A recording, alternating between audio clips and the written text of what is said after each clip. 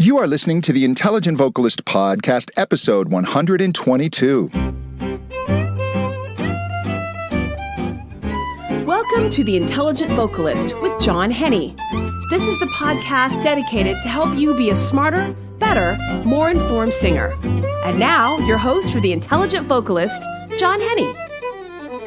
Hey there, this is John Henny. Welcome back to another episode of The Intelligent Vocalist. I do so appreciate you spending your precious listening time with me. All right, the first day of October, and this is going to be a crazy month for me. I now have all the corrections back for my upcoming book, Voice Teacher Influencer. I'm incorporating those, sending it back to the editor for one more round, and then off to be formatted, cover art, etc. I'm really pushing to have this book out by the end of the month, as well as my new belting course that I've tentatively titled Boldly Belting. And I'm composing original songs for that are going to utilize certain words and vowel sounds to help registrate the voice and to help you find that really strong, safe belt sound. And that I am pushing to have out by the end of this month. So October is going to be a very, very busy month for me, but I love it. But I really look forward to getting both of those out into the world and into your hands. All right, I am freshly back from the International Voice Teachers of Mix Conference, and besides the fact that my head is just swimming with all kinds of information, I am just so excited and happy to see the walls between voice teacher camps crumbling. At this conference, we had people presenting from the commercial music side, specialists in Broadway music, as well as classical music and voice researchers, voice science. And it really is science and knowledge that is leading the way to breaking down the resistance that voice teacher camps have had to each other. Historically, you've had the academic / classical voice teachers. They tend to be able to work with students long term.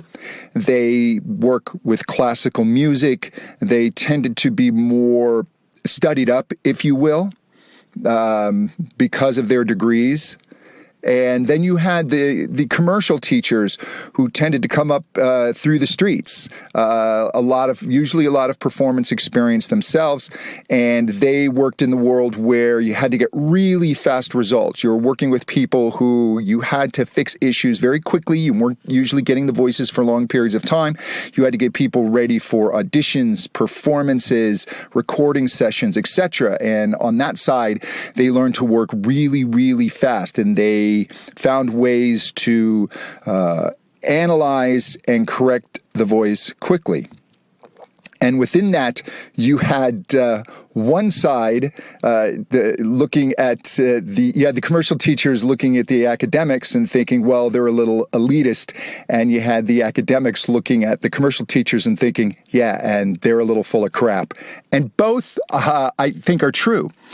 You have the commercial teachers who may be getting results, but the reasons that they would come up with why their methods would work were, in the light of voice science, some of them nonsense. It's not that it didn't work, it's just the reasonings weren't correct. And then it would be further compounded by going out and teaching these reasonings, or this is how the voice functions, and that would lead to problems. And as we get voice science and we see how the voice is working there, on the other side, I am seeing the academics embrace commercial singing, even if they don't teach it. They're embracing belting, which years ago many of them would tell you would ruin your voice, especially for women. They're embracing that, and they're even embracing extreme styles, distortion, screaming, because science is showing us that these can be done in a healthy manner. And one of the beautiful things that I'm seeing is, especially on the commercial side, is the timely demise of the guru model And it would be years ago, you'd find a successful teacher. How are you doing this? What are you doing? This is really how you learn to teach commercial music, because so much of the literature and the research and everything was focused on classical singing. So those of us who wanted to teach commercial music and pop, jazz, Broadway, rock, we were forced to apprentice, and you would get very good and successful teachers, and you would apprentice under them. But then it started a model of you would get the voice guru, and then all knowledge would filter through this teacher, and all truth would filter through this teacher. And that became extremely problematic, because one person, and I don't care who this person is going to be wrong on certain issues. And also, and I've seen it on the other side, if you're really good in one area, it's a fallacy of logic, but people will do it. You start to believe that you are good in other areas. And I have seen very, very good teachers start to believe that they are experts in voice function and voice science as it was back then. It's nowhere near as advanced as it is now. But again, you had to adapt these ideas of voice science to commercial teaching. And they would just make proclamations and believe them to be true because they were getting good results. So therefore, everything they were saying must therefore be true. And then they would teach that to their disciples. And if their disciples got outside information and questioned it, there would be repercussions. And on the other side, I've seen knowledgeable voice researchers decide because they know more, they must therefore be the best teacher, and start to create methods based around their science knowledge. And the guru model, again, the problem I have is it all comes through one person. And the more it becomes through one person and there are followers, the more flawed that logic can become and the more mistakes there can be. And I've noticed in these organizations, I think cults, that word cult is thrown around far too much, and it's used far too readily. Although, of course, there are cults, extremely dangerous ones like Jim Jones and Jonestown. But cults methods, the methods of cults do find their way into more benign organizations. And one of the things is favor being withheld from the guru, and ultimately you being shunned by your peers within that group. If you leave the group, and even though there's less and less of this, within these groups, people you thought were your friends will suddenly not be your friends, and there will be intense pressure in order to stay within the group. And as a student of one of these teachers, you may hear things like if you go to study with someone else, you're going to be told that no, what they're doing is wrong. They have this wrong technique. There's so much of this labeling back and forth of being wrong within those structures. But what again is wonderful is those are starting to go away, and the ones that still remain are being forced to be more and more open because of the free exchange of knowledge. That is what is so beautiful. If you look at some of these cults, true cults, and you get into religious cults, one of the most damaging things that is happening to them is the free exchange of information. And some of these cults resisted like crazy. I mean, they would try and sue people and copyright their materials, but in the light of day, it all begins to wither. And what I love in voice is now teachers on on all sides are really starting to look for common terminology. What we had before is you'd have these camps break off, and even more so on the commercial music side, you start to get into the guru model. They start to create their own terminology, and this just creates confusion. It leads you to believe they've discovered something brand new about the voice, but very often it is an older idea, an older concept that has just been relabeled. And then we're arguing about the labels, and so starts the confusion and the mess. So my recommendation for any of you, whether you're teaching or if you're a student, is to just always stay open. No matter who you are working with, they're going to have limitations. And the most beautiful phrase that I heard more than one time at this IVTOM conference was, "I don't know." Voice teachers are more and more feeling empowered to say they don't know. And I have been in situations where I've watched voice teachers be asked a question and they don't know, but they make up a nonsense answer because they're in a position of authority and they're afraid to just say, "I don't know." And that's the beauty. There's so much we don't know.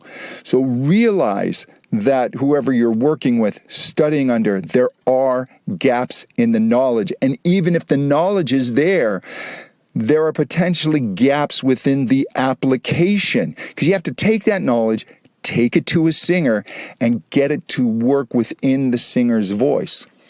And in that area, you have teachers whose voice science knowledge is really shaky.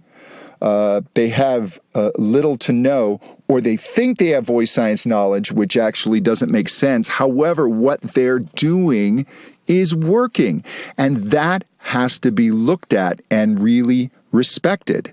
So it's this combination of building knowledge and then looking at things and saying it's working. That's why I love that more and more people, it's still biased towards classical singing, but more of the research, they're open to the more extreme sounds of intense belting and vocal distortion, because they are seeing singers do this. They used to write it off as, no, it's damaging. And then they would write it off as, okay, well, that's just an outlier. That's a voice that can take this abuse.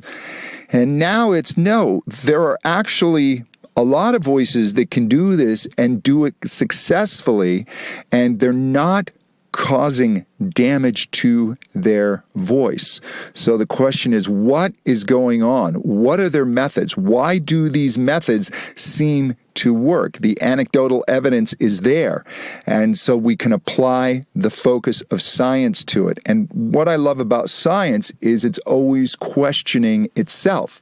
And science is always being improved.